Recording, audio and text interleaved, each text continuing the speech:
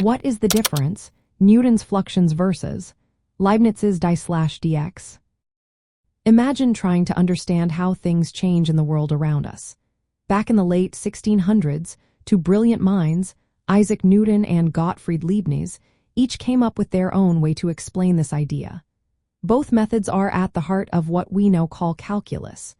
But how do their ideas differ? Let's explore their unique approaches to the same fundamental concept. Newton thought of quantities that flow or move over time. He called these quantities fluents, and the rates at which they change he called fluxions. Think of a flowing river. The water's speed at any moment is like a fluxion. Newton used a notation with dots above variables like x dot to show the rate of change. This approach was very much tied to physical problems like how objects move or how planets orbit. It focused on the idea of motion and change as something happening in real time. Leibniz, on the other hand, introduced a different way to look at derivatives.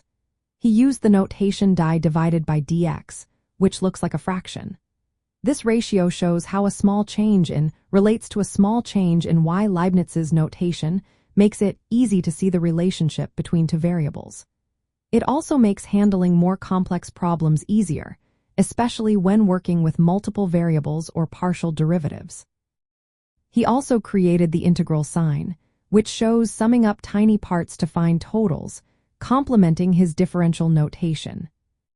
So, the main difference is how they saw change. Newton's fluxions are about the flow of quantities over time, emphasizing motion and physics. Leibniz's d/dx focuses on the relationship between variables, making calculus more flexible for different kinds of problems. Today, mathematicians prefer Leibniz's notation because it is clearer and easier to work with, especially in complex calculations. But physicists still often use Newton's dot notation when dealing with time-based changes. This difference in notation and perspective reflects how calculus developed as a tool to understand both the physical world and abstract mathematical relationships. Both approaches helped shape the way we think about change, motion, and the numbers that describe our universe. They are two sides of the same coin, showing how different ideas can lead to the same powerful tool.